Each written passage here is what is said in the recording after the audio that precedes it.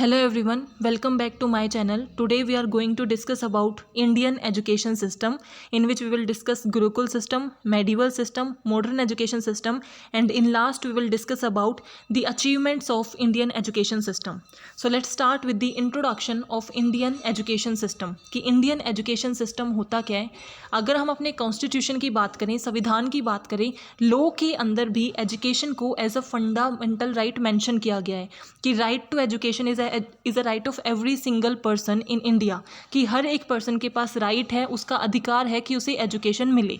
और इंडिया के अंदर अगर हम एजुकेशन की बात करें तो पब्लिक सेक्टर और प्राइवेट सेक्टर दोनों ही सेक्टर एजुकेशन को प्रोवाइड करते हैं। आपने देखा होगा पब्लिक स्कूल्स भी होते हैं, प्राइवेट स्कूल्स भी होते हैं, पब्लिक यूनिवर्सिटीज़ भी होती हैं और प्राइवेट यूनिवर्सिटीज़ भी होती हैं। So education in India is provided by both public sector and private sector. अगर उनको कंट्रोल करने की बात करें कि जितने भी स्कूल्स हैं, यूनिवर्सिटीज़ हैं, उन्हें कौन कंट्रोल करता है, तो वो 3 लेवल पे कंट्रोल होती हैं, लोकल लेवल पे, स्टेट लेवल पे और सेंट्रल लेवल पे। अगर हम इंडिया के एजुकेशन सिस्टम की बात करें तो India one of the prominent educations में आता है, बिकॉज जो वर्ल्ड की फर्स्ट यूनिवर्सिटी है तक्षशिला, वो इंडिया के अंदर ही थी। अब पाकिस्तान के साथ डिवीज़न होने के बाद अब वो पाकिस्तान में है, अदरवाइज जब डिवीज़न नहीं हुआ था वो इंडिया में ही थी। और अगर हम सेकेंड यूनिवर्सिटी की बात करें, दैट इज़ नालंदा, वो भी ओल्डेस्ट यूनिवर्सिटीज़ के अंदर आता है। So India prominent role play करता है एजुकेशन के अंदर।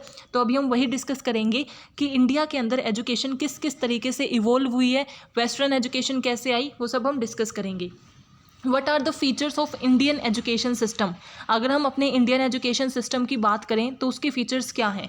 फर्स्ट इज़ स्ट्रक्चर, कि इंडियन एजुकेशन सिस्टम का एक पर्टिकुलर स्ट्रक्चर डिफाइंड है, जैसे कि pre primary, then primary, secondary, higher secondary, फिर अंडर ग्रेजुएशन, पोस्ट ग्रेजुएशन, इस तरीके से एक पर्टिकुलर स्ट्रक्चर डिफाइंड है इंडियन एजुकेशन का। सेकेंड इज़ गवर्नमेंट इन्वॉल्वमेंट, कि इंडियन एजुकेशन सिस्टम के अंदर गवर्नमेंट की भी इन्वॉल्वमेंट है, गवर्नमेंट भी पार्टिसिपेट करती है। अगर वो प्राइवेट यूनिवर्सिटीज़ भी हैं तो भी उन्हें गवर्नमेंट के लॉज को, रेगुलेशंस को फॉलो करना होता है। सो गवर्नमेंट इन्वॉल्वमेंट यहाँ पर है। Language of instruction, language of instruction का मतलब क्या है कि किस लैंग्वेज में आपको पढ़ाया जाता है। सो मैंडेटरी है कि 5th क्लास तक आप बच्चों को उनकी रीजनल लैंग्वेज में पढ़ाओ, उनकी मदर टंग में उनको टीच करो। बट ये है मैंडेटरी कि इसको तो सबको फॉलो करना ही करना होगा, बट माना जाता है कि अगर हम 8th तक करेंगे तो वो ज़्यादा बेटर रहेगा, ये सजेस्ट किया जाता है। बट 5th तक करना मैंडेटरी है। उसके बाद आप इंग्लिश पे ज़्यादा फोकस कर सकते हो कि जिस भी पर्टिकुलर लैंग्वेज में आप फर्दर स्टडी कराना चाहते हो। बट 5th क्लास तक इट इज़ मैंडेटरी कि आप उनकी मदर टंग में, रीजनल लैंग्वेज में उन्हें सिखाओ।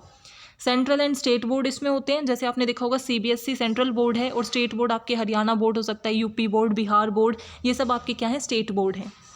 प्राइमरी एंड सेकेंडरी एजुकेशन, कि हमने उसको सेग्रीगेट कर रखा है कि प्राइमरी एजुकेशन है, सेकेंडरी एजुकेशन है, हायर एजुकेशन है। The next is higher education, कि इंडिया के अंदर हायर एजुकेशन पे फोकस किया जाता है, जिसके अंदर यूजी कोर्सेज आते हैं, पीजी कोर्सेज आते हैं। सो हमारा एजुकेशन सिस्टम के अंदर प्राइमरी एजुकेशन अलग है, सेकेंडरी अलग है और उसके बाद हायर एजुकेशन है।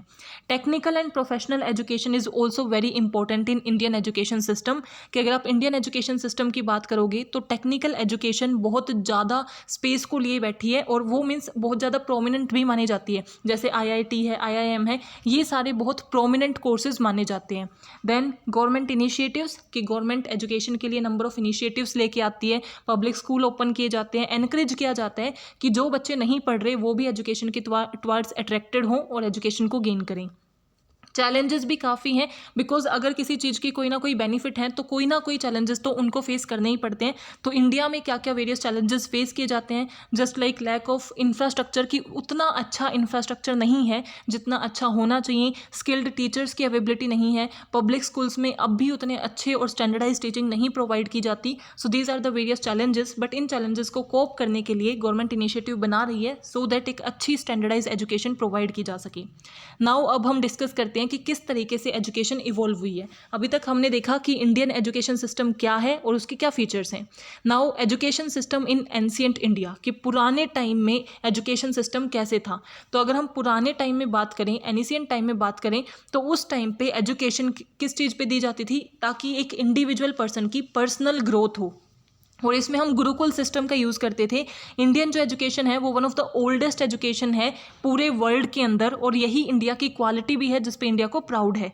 गुरुकुल सिस्टम ऐसा सिस्टम है जो पुराने टाइम में, ट्रेडिशनल टाइम में यूज़ किया जाता था लर्निंग करवाने के लिए या एजुकेशन प्रोवाइड करने के लिए।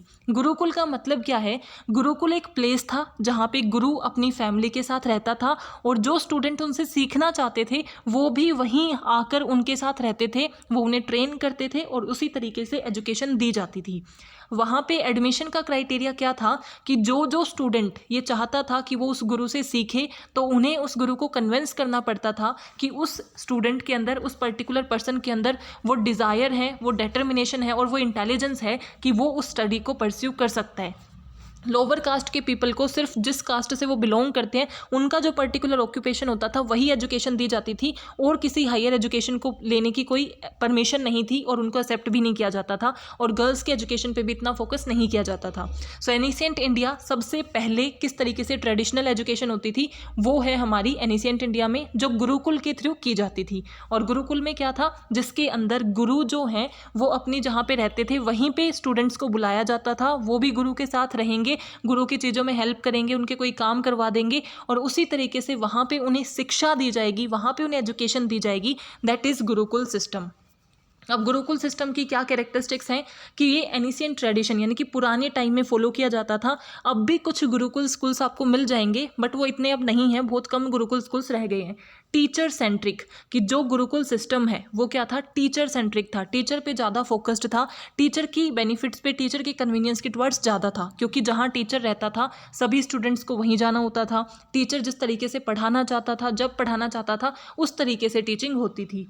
इनफॉर्मल सेटिंग होती थी। इसका मतलब जैसे अब आप किसी स्कूल में जाते हो या यूनिवर्सिटी में जाते हो तो अच्छे से आपकी क्लासेस होती हैं, बेंच लगे हुए होते हैं, बट पहले ऐसा नहीं होता था। पेड़ के नीचे बैठ के पढ़ा दिया, कहीं पे नदी के पास पढ़ा दिया, तो इनफॉर्मली आप उसको टीच करते थे।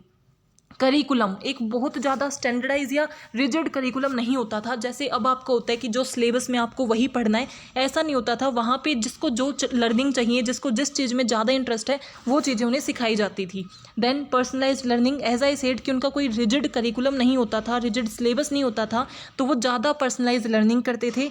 जिस चीज़ में उनका ज़्यादा पर्टिकुलर इंटरेस्ट है वो उसी चीज़ को सीखते थे। जैसे आपने महाभारत देखी होगी तो वो भी तो गुरुकुल से पढ़ के आए थे, तो उन सबका, जितने भी वो पांडव थे, सबका अपनी अपनी एक स्पेशलाइजेशन थी, क्योंकि उन्होंने अपनी पर्सनलाइज लर्निंग की थी। फोकस ऑन कैरेक्टर बिल्डिंग, कि एक पर्सन के अच्छे कैरेक्टर बिल्डिंग पे फोकस की जाती थी, उनको वैल्यूज़, एथिक्स सिखाए जाते थे। प्रैक्टिकल लर्निंग पे ज़्यादा फोकस किया जाता था।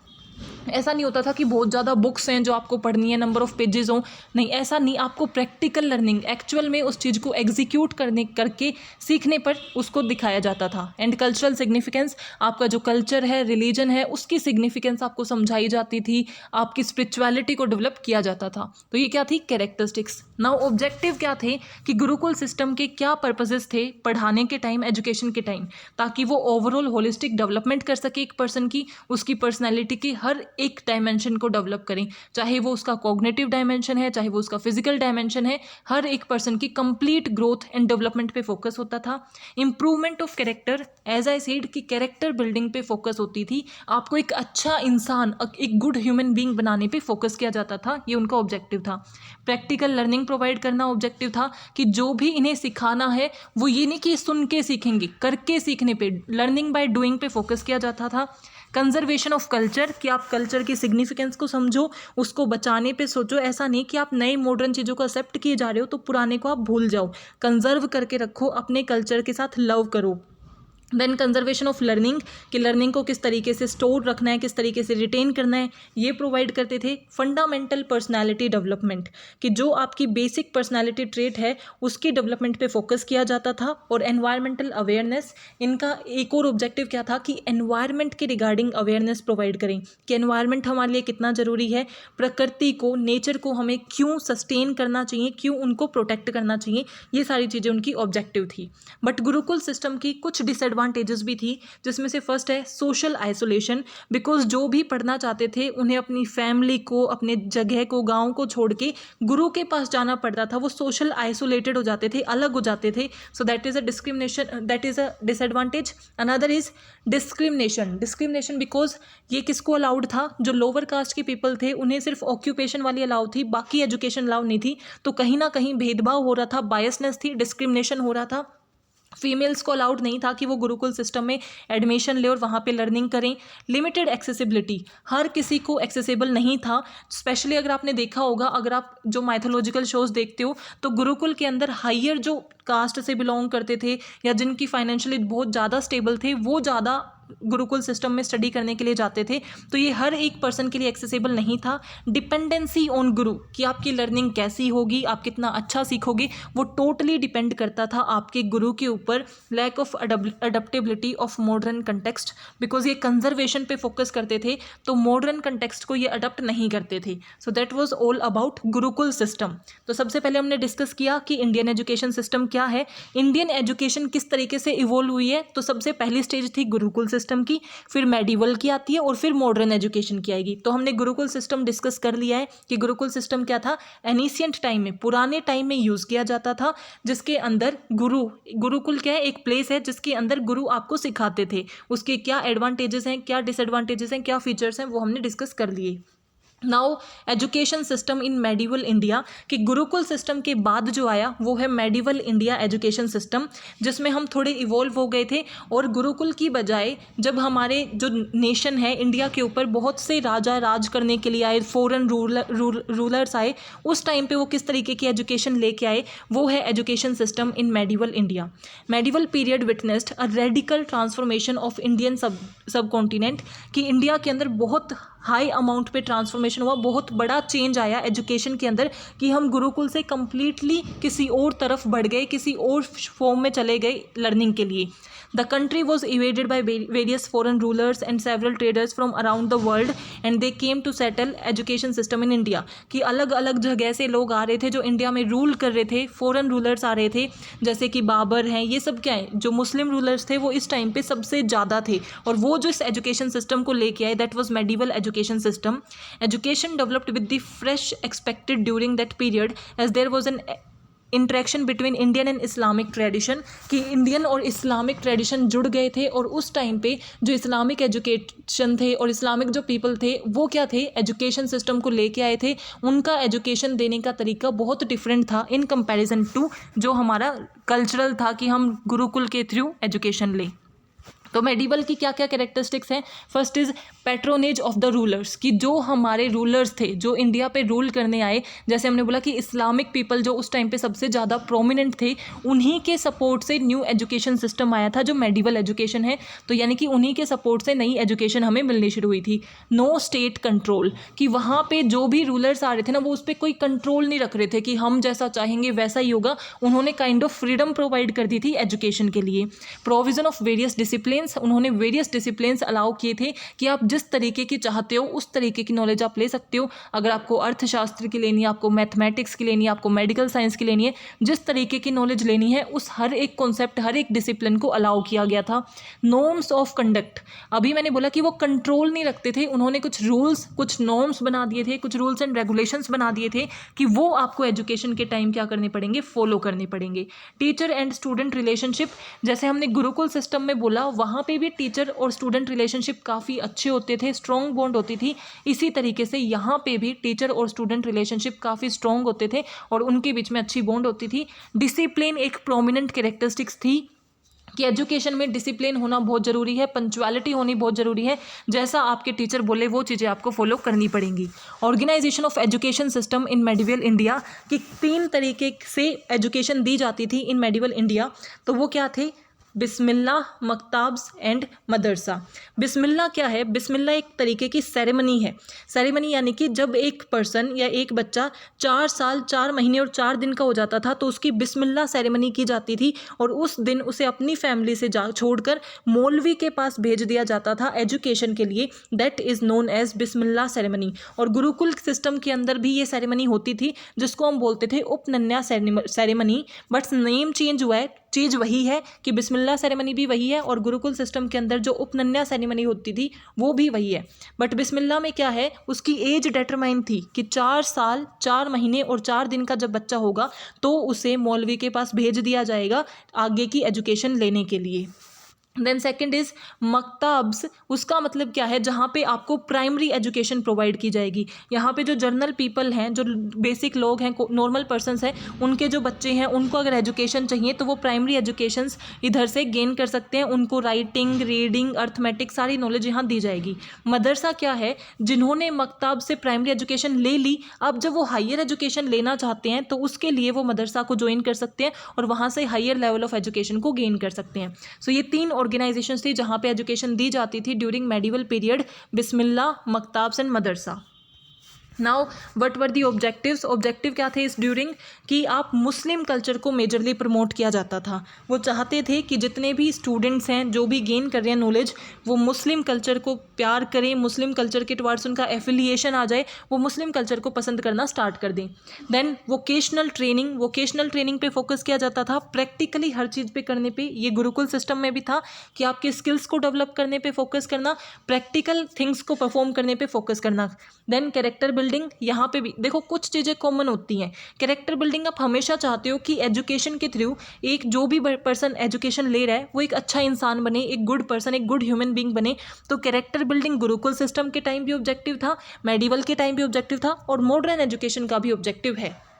सोशल रोल एंड ड्यूटीज़ को डिटरमाइन करना वॉज ऑल्सो दी ऑब्जेक्टिव, कि आपका सोसाइटी के टुवार्ड्स क्या रोल है, सोसाइटी के टुवार्ड्स आपको किस तरीके से बिहेव करना चाहिए, that was also objective. And spiritual and moral development करना, और स्पिरिचुअलिटी के अंदर भी कौन सी, इस्लामिक और मुस्लिम कल्चर के टुवार्ड्स ज़्यादा एफिलिएशन को क्रिएट करना was the objective of medieval education. Because medieval education तब हुई थी जब इस्लामिक और मुस्लिम्स जब इंडिया पे रूल कर रहे थे और वो इस एजुकेशन सिस्टम को लेके आए थे।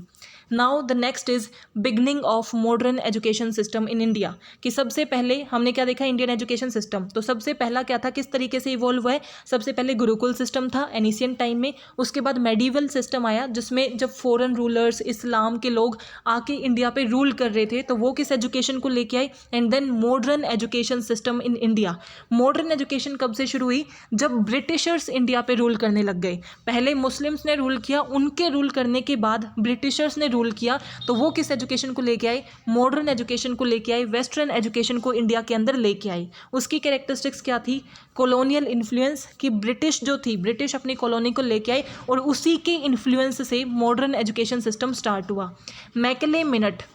मैकेले एक पर्सन थे जिनकी मिनट आई, यानी कि उन्होंने एक फॉर्म निकाला जिसके अंदर उन्होंने लिखा कि इंडिया का जो सिस्टम है ना और इंडिया की जो एजुकेशन है वो काफ़ी रिलीजियस है, उसके अंदर काफ़ी कमियां उन्होंने निकाली और उन्होंने बोला कि इंडिया के बजाय आपको वेस्टर्न एजुकेशन उन्हें देनी चाहिए, इंग्लिश एजुकेशन देनी चाहिए। तो इंग्लिश एजुकेशन पे मॉडर्न एजुकेशन के टाइम ज़्यादा फोकस होने लग गया, बिकॉज मैकेले मिनट में इंडिया के अंदर बहुत से डिफेक्ट निकाले गए कि इंडियन एजुकेशन बहुत ज़्यादा रिलीजियस ओरिएंटेड है और ऐसा नहीं होना चाहिए, कल्चरल ओरिएंटेड है, कल्चरल इनसेंसिटिविटी हो सकती है। तो इसकी वजह से मैकेले मिनट की वजह से इंग्लिश मीडियम स्कूल्स ओपन किए गए कि इंग्लिश एजुकेशन पे ज़्यादा फोकस किया गया। ब्रिटिशर्स आए थे तो ऑब्वियसली उन्होंने रूल करना चाहा कि इंग्लिश पर्सन्स को बनाया जा सके, और वो एजुकेशन क्यों कर रहे थे, बिकॉज ब्रिटिशर्स क्या कर रहे थे, इंडिया के अंदर अपनी कंपनीज को इस्टेब्लिश कर रहे थे। अब कंपनी में काम करने के लिए उन्हें क्या चाहिए, ह्यूमन बीइंग चाहिए ना, एचआर चाहिए। अब हर एक को ब्रिटिश से यहाँ बुलाना अपनी कंपनी में काम करने के लिए, वो उनके लिए बहुत ज़्यादा एक्सपेंसिव हो रहा था। तो उन्होंने क्या आइडिया लिया कि जो इंडिया के अंदर लोग हैं ना उन्हीं को आप इंग्लिश सिखा दो, उनको ही आप एजुकेट कर दो और वो ही आपकी क्या करेंगे, फिर इंडस्ट्री में काम करेंगे और आपको इनडायरेक्टली बेनिफिट होगा। इसीलिए उन्होंने इंग्लिश एजुकेशन सिस्टम पे फोकस किया। यूनिवर्सिटी एजुकेशन इस्टेब्लिश की ताकि universities higher level of education provide की जा सके। सारा जो करिकुलम था, यानी कि जो हमारा डिफाइंड था कि क्या सिलेबस पढ़ना है, क्या चीज़ें, वो सारी वेस्टर्न थी, मॉडर्न थी, सब कुछ न्यू तरीके से होने लग गया था। एंड रोल ऑफ मिशनरीज़ का भी इसमें काफ़ी रोल था। जो क्रिश्चियन कम्युनिटी के लोग थे वो आते थे ताकि क्रिश्चियनिटी को प्रमोट कर सकें, अपने रोल को अपनी कम्युनिटी को प्रमोट कर सकें, वो भी इसके अंदर मेजर रोल प्ले करके गए। उन्होंने भी इंग्लिश को सपोर्ट किया और इस तरीके से मॉडर्न एजुकेशन डेवलप हुई। तो ये तो थी कैरेक्टरिस्टिक्स। मॉडर्न एजुकेशन ब्रिटिशर्स देते क्यों थे? अभी मैंने बोला कि बिकॉज उनको क्या चाहिए थे, काम करने के लिए लोग चाहिए थे। तो उन्होंने सोचा क्यों ना एजुकेशन के थ्रू हम अपनी ह्यूमन रिसोर्स यहीं क्रिएट कर ले। तो ये थे वो वेरियस रीजंस जिसकी वजह से मॉडर्न एजुकेशन सिस्टम ब्रिटिशर्स ने स्टार्ट किया। First is clerk for local administration, कि वो यहाँ पे रूल कर रहे थे, यहाँ पे इंडस्ट्रीज इस्टेब्लिश कर रहे थे, तो उन्हें एचआर की ज़रूरत थी, ह्यूमन रिसोर्स की ज़रूरत थी, क्लर्क्स की ज़रूरत थी, ताकि वो अकाउंट को मैनेज कर सकें, रिपोर्ट्स को मैनेज कर सकें। So that's why they started education system, so that वो अपनी एडमिनिस्ट्रेशन के लिए क्लर्क को अपॉइंट कर सकें। चीपर ह्यूमन रिसोर्स, कि विद इन इंडिया अगर उन्हें ह्यूमन रिसोर्स मिल जाएगी तो वो लेस एक्सपेंसिव होगी, चीपर होगी इन कंपैरिजन टू अगर वो ब्रिटिश से लोगों को बुलाएं और यहाँ काम करवाएं। तो उन्होंने ये आइडिया लगाया कि एजुकेशन के थ्रू वो लेस एक्सपेंसिव या चीपर वे में ह्यूमन रिसोर्स को अरेंज कर सकते हैं। प्रमोट क्रिश्चियनिटी, कि क्रिश्चियंस की जो कम्युनिटी है उनकी जो फॉर्म है उसे प्रमोट करने के लिए मॉडर्न एजुकेशन को लाया गया, क्योंकि मॉडर्न एजुकेशन में इंग्लिश एजुकेशन को प्रमोट किया गया as well as Christian culture को प्रमोट किया गया। इकोनॉमिक इंटरेस्ट, ऑब्वियस सी बात है उन्होंने अपने इकोनॉमिक इंटरेस्ट के लिए एजुकेशन को रखा था, क्या कर सके, ताकि वो प्रॉफिट गेन कर सकें। बिकॉज इंडिया के अंदर अगर उनकी इंडस्ट्रीज होंगी जिसके अंदर चीप ह्यूमन रिसोर्स जो उनको चीपली अवेलेबल है, यानी कि स्मॉल या फिर बहुत कम पोर्शन में बहुत कम एक्सपेंस पे अवेलेबल है, तो वो ज़्यादा अर्निंग कर पाएंगे, ज़्यादा प्रोडक्टिविटी कर पाएंगे और उनको ज़्यादा प्रॉफिट होगा। इंडस्ट्री डेवलपमेंट, ताकि और ज़्यादा इंडस्ट्रीज़ वो इस्टेब्लिश कर सकें, उन्हें काम करने के लिए लोग मिल जाएंगे तो वो और ज़्यादा इंडस्ट्रीज़ इस्टेब्लिश कर पाएंगे। इन सारे रीजंस की वजह से उन्होंने क्या किया था, मॉडर्न एजुकेशन को स्टार्ट किया था। ऑर्गेनाइजेशन ऑफ मॉडर्न एजुकेशन क्या थी, उसी तरीके से जैसे अभी हमारा स्ट्रक्चर है कि प्री प्राइमरी था, फिर प्राइमरी, फिर middle, secondary, higher secondary, undergraduate and postgraduate, और पोस्ट ग्रेजुएट के बाद जैसे किसी को पीएचडी करनी है तो डॉक्टोरल डिग्री। तो प्री प्राइमरी के बाद क्या था, प्राइमरी और मिडल। जैसे सेकेंडरी के अंदर हमारा क्या आ जाता है, 9th 10th, हायर सेकेंडरी के अंदर 11th 12th, और मिडल के अंदर 6th to 8th, ये सारी चीज़ें डेटरमाइन थी। तो इस तरीके से एजुकेशन को सेग्रीगेट कर रखा था। Outcome of modern education system in India, कि ब्रिटिशर्स ने जो मॉडर्न एजुकेशन सिस्टम स्टार्ट किया उसके क्या रिजल्ट रहे, क्या आउटकम आया। So first is English as official language, कि इंग्लिश को as a official language declare कर दिया गया था इंडिया के अंदर because of modern education system in India. Loss of traditional occupation, because उन्होंने एजुकेशन रखी क्यों थी, ताकि वो उनको थोड़ा एजुकेट करके अपनी इंडस्ट्रीज़ में काम करवा सकें। तो जो क्राफ्ट का वर्क, आर्ट का वर्क इंडिया में ट्रेडिशनली होता था, जो पहले ऑक्यूपेशन हम फॉलो करते थे, वो ऑक्यूपेशन धीरे धीरे कम होते जा रहे थे, डिसोर्ट होते जा रहे थे because of more industries. Establishment of universities, उन्होंने एजुकेशन के लिए यूनिवर्सिटीज़ को इस्टेब्लिश किया so that higher education can be provided. Modern thought, कि जो भी मीन्स हमारी एजुकेशन थी जो ब्रिटिश टाइम में आई वो मॉडर्न थॉट के साथ थी, वेस्टर्न थॉट के साथ थी। जो पुराना हमारा गुरुकुल या मेडिवल सिस्टम के अंदर जो थॉट्स थे उन पे वो फॉलो नहीं कर रही थी, उनको वो रिलाई नहीं कर रही थी। एबोलिशमेंट ऑफ सोशल एविल्स, कि इसको मॉडर्न एजुकेशन को इंडियन जो पर्सन्स थे उन्होंने भी फॉलो किया, उन्होंने भी इसे सपोर्ट किया, बिकॉज चाहे वो ब्रिटिशर्स के बेनिफिट के लिए हो बट एटलीस्ट हमें अच्छी एजुकेशन तो मिल रही थी, यूनिवर्सिटीज़ तो इस्टेब्लिश हो गई थी, आप नई लैंग्वेजेस तो सीख पा रहे थे। तो जो सोशल एविल्स थे जो इसके अगेंस्ट हो रहे थे उनको इन्होंने अबॉलिश कर दिया। And amalgamation of eastern and western culture, कि ईस्टर्न और वेस्टर्न कल्चर मिल गया था बिकॉज इंडिया के अंदर हम वेस्टर्न एजुकेशन को स्टडी कर रहे थे, तो दोनों एजुकेशन को एक तरीके से मर्ज कर दिया गया था, दोनों कल्चर मिलके हम सीख पा रहे थे। Now what are the achievement of Indian education system, कि अभी हमने देखा कि सबसे पहले इंडियन एजुकेशन सिस्टम क्या है, उसके क्या फीचर्स हैं, देन वो कैसे डेवलप हुआ है। पहले था गुरुकुल सिस्टम एनिशियंट टाइम में, उसके बाद आया मेडिवल जिसके अंदर मुस्लिम कल्चर था तो उस चीज़ को ज़्यादा प्रमोट किया गया। देन मॉडर्न एजुकेशन आई जब ब्रिटिशर्स आए। सो ओवरऑल क्या अचीवमेंट रही है इंडियन एजुकेशन सिस्टम की।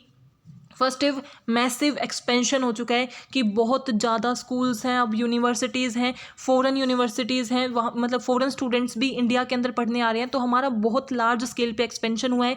टेक्निकल एजुकेशन प्रोवाइड होने लग गई है, IIT IIMs ये सब बनने लग गया है। सो मीन्स आप हायर एजुकेशन अगर गेन करना चाहते हो वो भी स्टैंडर्डाइज, तो विद इन इंडिया सारी यूनिवर्सिटीज़ इस्टेब्लिश्ड हैं जहाँ पर आप कर सकते हो। हायर एजुकेशन एक्सीलेंस, कि high quality standardise higher education अब अवेलेबल है, आपको दूसरी जगह जाके पढ़ने की रिक्वायरमेंट नहीं है। इंडिया के अंदर भी काफ़ी अच्छी यूनिवर्सिटीज़ हैं। रिसर्च एंड इनोवेशन पे बहुत ज़्यादा वर्क हुआ because of Indian education system. हमारे नंबर ऑफ साइंटिस्ट हैं जिन्होंने बहुत ज़्यादा कंट्रीब्यूट किया है रिसर्च की फील्ड में, इनोवेशन की फील्ड में। देन सोशल इंक्लूजन हो गया कि जो डिस्क्रिमिनेशन पहले होता था कि गर्ल्स नहीं पढ़ सकती, बॉयज़ पढ़ सकते हैं, या फिर लोअर कास्ट के पर्सनस नहीं पढ़ सकते, वो सब हट गया है। सबको सोसाइटी के अंदर सबको इंक्लूड करके चला है, डाइवर्सिटी को इंक्लूड किया गया है।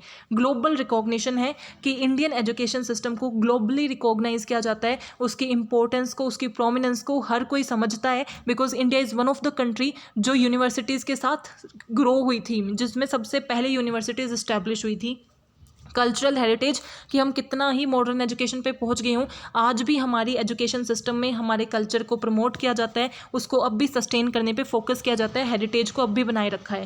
देन लैंग्वेज डाइवर्सिटी कि Indian education system is diverse by language. इसके अंदर नंबर ऑफ लैंग्वेज है, जैसे कि आप पंजाबी लैंग्वेज की बात करते हो, मराठी लैंग्वेज की बात करते हो, तो 5th तक हर एक स्टूडेंट को उसकी जो टंग लैंग्वेज है उसी के अंदर पढ़ाया जाता है। सो लैंग्वेज डाइवर्सिटी आपको मिलेगी। हर एक Indian person number of languages जानता होगा, कम से कम तो वो दो तो जानते ही होंगे जो उनकी रीजनल लैंग्वेज होगी, as well as Hindi, English.